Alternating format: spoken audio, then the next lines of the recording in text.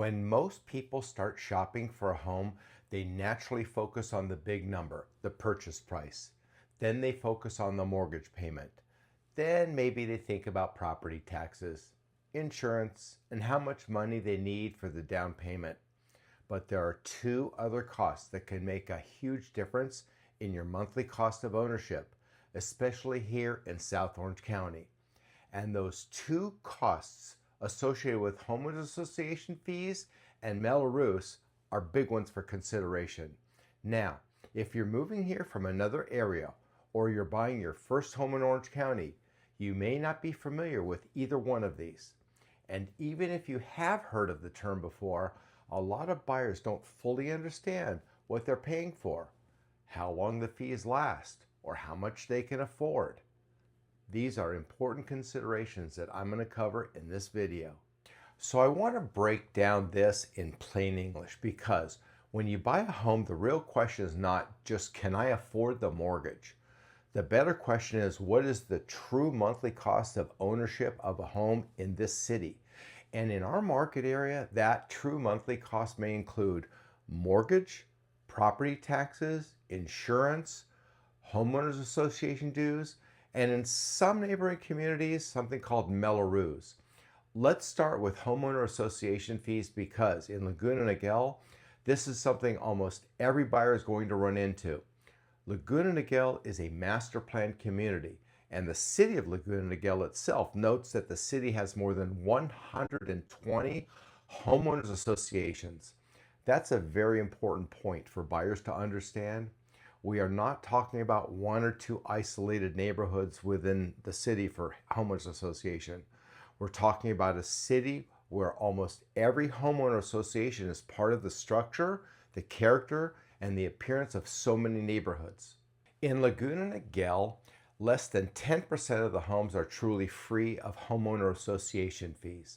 So if you're a buyer who says, I absolutely do not want an HOA, that's fine, but understand that you're immediately narrowing your options dramatically. Most of the homes here do have an HOA, and that's not necessarily a negative. A homeowner association is basically an organization that manages and maintains certain parts of the community. In California, HOAs are generally a set of documents, usually including CC&Rs, which stands for covenants, conditions, and restrictions. These are the rules that establish what the association is responsible for, what homeowners are responsible for, and what standards the community is expected to follow. The California Attorney General describes CC&Rs as the rules governing an HOA's operations and homeownership requirements, and California HOAs are generally governed by the Davis-Sterling Common Interest Development Act. So what do HOA fees typically pay for? Well, that depends on the specific community. In a detached single-family neighborhood, a modest HOA may pay for things like entry monuments, slopes, greenbelts, common areas, landscaping, community lighting, neighborhood signs, private streets, gates, or basic community maintenance. In a more amenity-rich community, the HOA may pay for pools, spas, tennis courts, pickleball courts, clubhouse facilities, private parks, security patrol, gate attendants, recreational areas, walking trails, playgrounds, insurance for common areas, and the reserve funds for long-term repairs.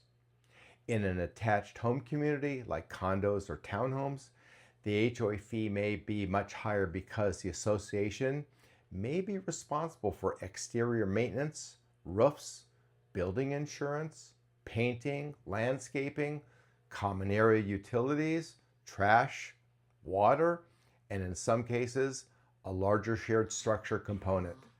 It gets more expensive living in a condo or townhome.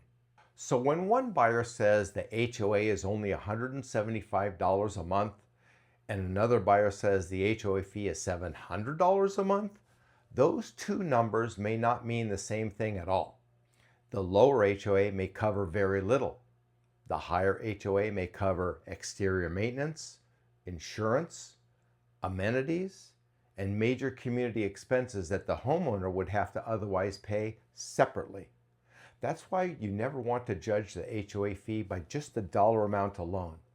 You want to ask, what does this fee actually cover and include?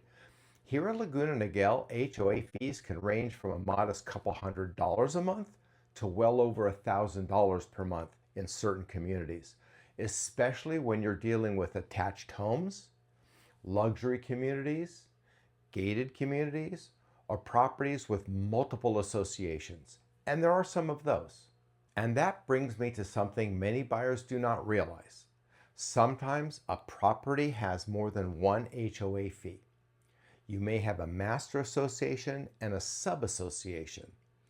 The master association might oversee the larger community, entry monuments, main landscaping, community amenities, trails, parks, or neighborhood-wide facilities. The sub-association might oversee a specific tract, condominium building, townhome area, or smaller enclave within the larger community. So a buyer may see a HOA fee and think, okay, that number, but then they discover that there's another layer of fees on top of it. And in rare occasions, I've seen properties with sometimes 3 separate HOA fees and related fees to each of those subdivisions. That's why when I'm helping a buyer evaluate a property, I want to know all the fees, not just the most obvious ones. Now let's talk about the positive side of homeowners associations because I think it's very important. Many buyers hear the words homeowner association and they think immediately, I don't want someone telling me what color to paint my house and what I can and what I can't do. And I understand that reaction, but in Laguna Niguel, homeowner associations also have played a major role in keeping the neighborhood attractive, consistent, and well-maintained. For example, many associations have rules about exterior paint colors. That can feel restrictive if you want to have that feeling of complete freedom, but the benefit is that your neighbor can't suddenly paint their home shocking colors with patterns and obvious appearances that you just don't want in your community. Many associations have rules about storing boats, trailers, RVs, or commercial vehicles in driveways or on the street. Again, that may bother some homeowners, but for many buyers, it's exactly the kind of rule that helps preserve the neighborhood feel. HOAs may regulate landscaping standards, exterior modifications, fencing, roof materials, architectural changes, window replacements, patio covers, satellite dishes, trash can storage, and short-term rental activity. The purpose is not just to control for the sake of control. The purpose, when done properly, is to preserve the overall appearance and consistency and value of the community, which will affect home prices. The primary function of an association is to maintain, repair, and replace common areas, which helps protect property values. That's a key concept. That's not just about rules. It's about protecting neighborhoods and your investment. And in a market like Laguna Niguel, where many people are paying a premium for lifestyle, location, ocean breezes, neighborhood appearance, parks, trails, and the pride of ownership, that consistency matters. Now, there are negatives to HOAs. Absolutely. The first negative is obviously the cost. An HOA fee is a monthly cost that does not go away. It is not like a car payment that eventually it ends. As long as you own the home, if the home is in an HOA, you will pay those dues. The second negative is that dues can increase. Insurance cost, labor cost, landscaping cost, water cost, management cost, repairs, legal expenses, and reserve funding can all push HOA dues higher over time. The third negative is that you have rules. Some people love the structure, other people feel restricted by it. The fourth negative is the possibility of special homeowner association assessments. If an HOA has not saved enough money in reserves or if there's a major repair needed, the association may need to charge homeowners an additional assessment. That is why reviewing the HOA financials, the budget, reserve study, meeting minutes, and insurance information, and pending litigation is a very important process during the escrow period. A well-run HOA can have a major positive. A poorly funded and poorly managed HOA can become a problem. So when you are buying, you do not want to just ask how much is the HOA. You want to ask what is included, how well it's managed, how strong are the reserves, are there any special pending assessments, and are there any rules that would affect how I want to live in my home. Now let's move to the second hidden cost, Mello-Roos. Mello-Roos is one of those terms that many buyers hear but very few fully understand. Mello-Roos is a special tax used in California to finance public infrastructure and services in certain communities. The formal name comes from the Mello-Roos Community Facilities Act of 1982. The basic idea is this. After Proposition 13 was passed in California in 1978, local governments had more limits on how they could raise property taxes and revenue, and in 1982, the Mello-Roos Act created another financing tool. It allowed cities, counties, school districts, and special districts, or joint powers of authority, to create what is called a Community Facilities District, often shortened to be CFD. That district can levy a special tax to help finance public facilities and services. Those public improvements can include things like roads, water systems, sewer systems, drainage, schools, parks, libraries, public safety facilities, fire protection, police protection, ambulance services, and many other infrastructures needed for a growing community or a new community. So in simple terms, Mello-Roos is not an HOA fee. It's not paid to the homeowners association. It's usually collected through a property tax bill as a special tax or a special assessment. That is a major distinction. An HOA fee is paid to the association. Mello-Roos is a special tax tied to a community facilities district. Now, why did that become so common in newer master plan communities? Because when large new communities are built, someone has to pay for the infrastructure. Someone has to pay for the roads, the utilities, schools, parks, sewer systems, drainage systems, public improvements that make communities possible. Before a buyer even moves into a new home, a tremendous amount of infrastructure has to be built. Mello-Roos allowed developers and local governments to finance the infrastructure through bonds, and then the homeowner in that district repay those bonds over a period of time through special taxes. Now, some people will describe this as developer passing the cost on to the homeowners, and in practical terms, that's often how it feels. But there's a little more nuance to it. Without that financing mechanism, the cost of infrastructure would have been absorbed elsewhere. It could be built into the higher upfront cost of land, higher home prices, or other forms of public financing. Mello-Roos essentially spreads the cost over a period of time attached to the properties that benefit from the infrastructure. So the advantage is that the communities can be built with roads, schools, parks, and services already in place. The disadvantage is that homeowners now have an additional tax burden on top of the regular property taxes, and that can be substantial.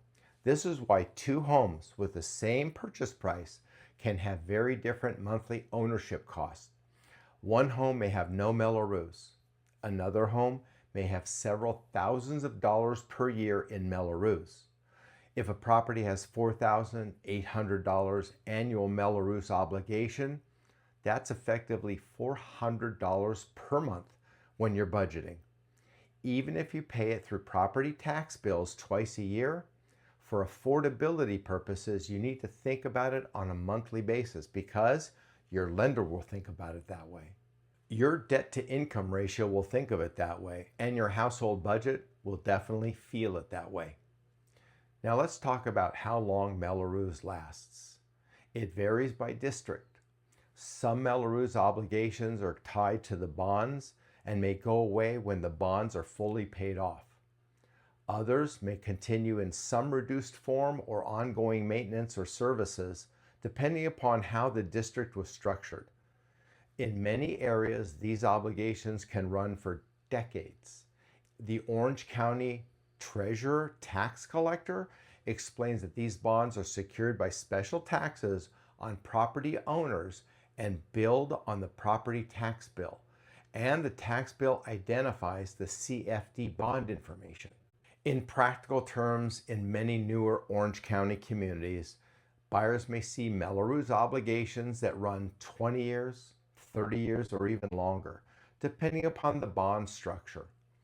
The California Debt Financing Guide also notes that Mello-Roos bonds are often structured with debt services and may include annual special tax increases if specified in the district's rate and method of apportionment. So, when a buyer asks, does the Mello-Roos go away? The answer is maybe. But if you need to verify specific properties, you don't assume. You look at the property tax bill, you look at special assessment lines, and you identify the CFD. Oh, I can help you with all of that. You ask escrow, title, the lender, and local tax collector for the details. You want to know how much it is, whether it can increase, what it pays for, when the bonds mature, whether there is a payoff option, and whether any portion continues after the bond is retired. Now, here's a very important Laguna Niguel point. One of the major advantages of Laguna Niguel compared to some of the other neighboring communities is that most established Laguna Niguel neighborhoods do not have Mello-Roos. None whatsoever. The reason is largely timing. So if your focus is Laguna Niguel, here's the good news. Laguna Niguel's major building era was already well underway before Mello-Roos became widely used in the late 1980s and early 1990s. The Mello-Roos Act was passed in 1982, but the widespread use of community facilities districts became much more common in later master plan communities. In contrast, many newer communities in South Orange County were developed during the era when Mello-Roos became a common financing tool. That's why you tend to see Mello-Roos much more commonly in places like Aliso Viejo, newer, Ladera Ranch, newer, Rancho Mission Viejo, Rancho Santa Margarita, certain areas of Irvine, and other newer master plan communities. Aliso Viejo, for example, publicly states that 2 Mello-Roos districts affect almost all properties within the city, even though the city itself only has one city form Mello-Roos district affecting a small number of properties. Rancho Mission Viejo and Ladera Ranch are also examples of newer master planned areas where buyers must pay close attention to CFD and Mello-Roos obligations. Orange County records and reports identifies multiple CFD bond issues connected with Ladera Ranch, and public reporting has discussed Mello-Roos timelines in Ladera Ranch and Ascensia extending to future decades. So when someone is comparing Laguna Niguel to another community, they may look only at the price of the home, but that is not enough.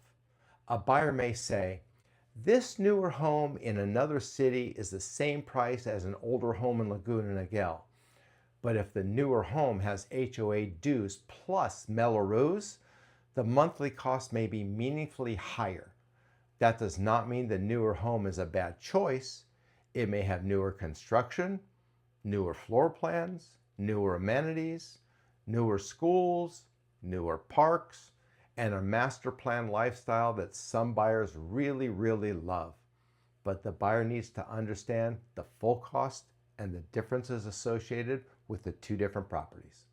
That's the point of this video, not to scare anybody, not to say HOAs are bad, not to say Mello-Roos is always bad, but to make sure buyers understand what they're buying and what they're paying for. Now let's compare the pros and cons of Mello-Roos. The pros are pretty straightforward. Mello-Roos can help create well-planned communities with newer infrastructure. It can help fund schools, parks, roads, public safety facilities, utilities, drainage, and other improvements that serve the community.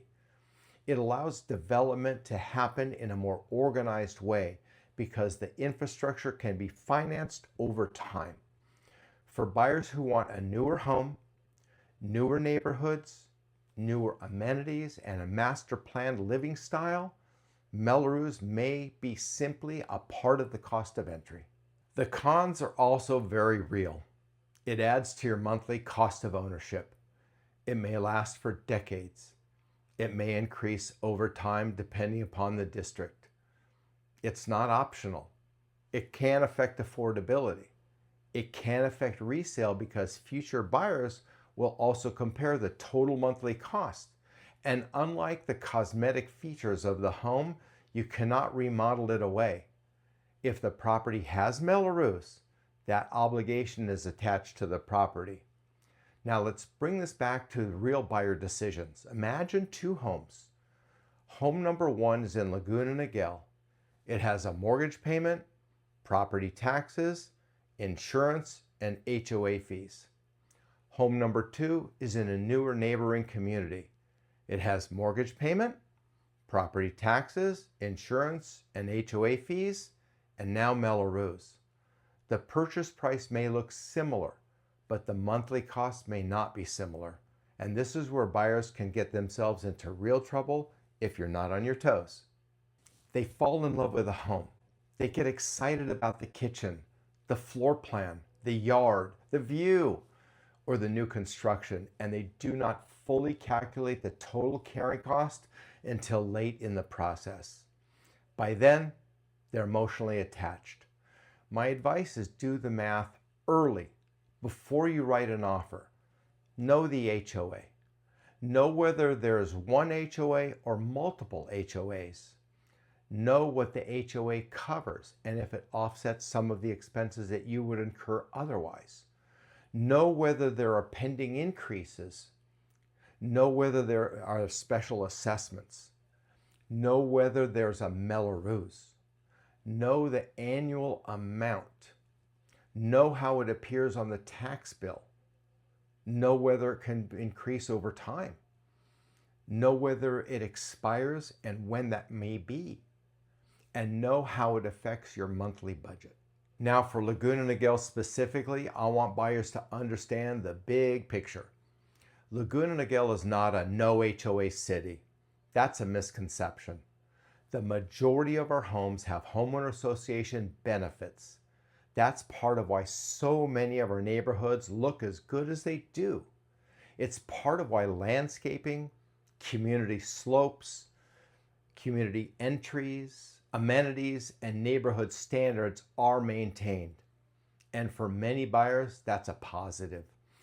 The key is not to avoid HOAs automatically. The key is to understand them, because a well-run HOA can protect your investment and it can create consistency in the neighborhood. That's a big plus. It can preserve neighborhood appearance. It can prevent certain uses and behaviors that may bother surrounding homeowners. It can maintain amenities and control areas that an individual homeowner could never maintain alone. But you still need to read the documents. You still need to know the rules. If you want to park a boat in your driveway, an HOA may be a problem. If you want to paint your home in a color that is maybe not as attractive or appealing to the general public, an HOA may be a problem. If you want to convert your garage, install unusual exterior features, run a business, visible signage, or rent your property for short-term rental, you may need to know the rules before you buy, not after. And that's why great representation matters, because a good agent is not just opening doors.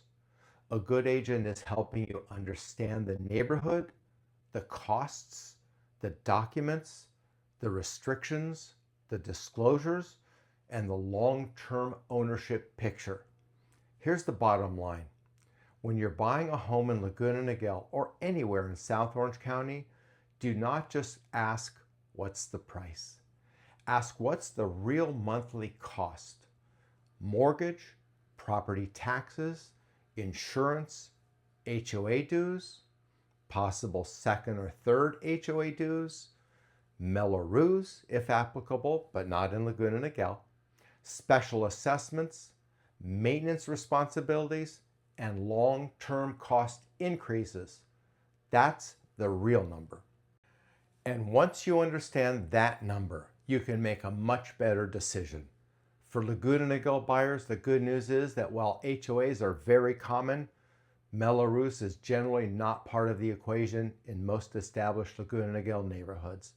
It can be a meaningful advantage when comparing Laguna Niguel to some other newer surrounding communities.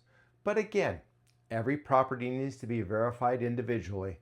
Never assume, always check the tax bill, always check the HOA documents, always review the disclosures, and always understand the complete total cost before you fall in love with the home. Because buying a home is one major decision. Owning a home comfortably is another scenario. And my goal is to always help you understand both. Randy Orr with Berkshire Hathaway, changing lives one home at a time.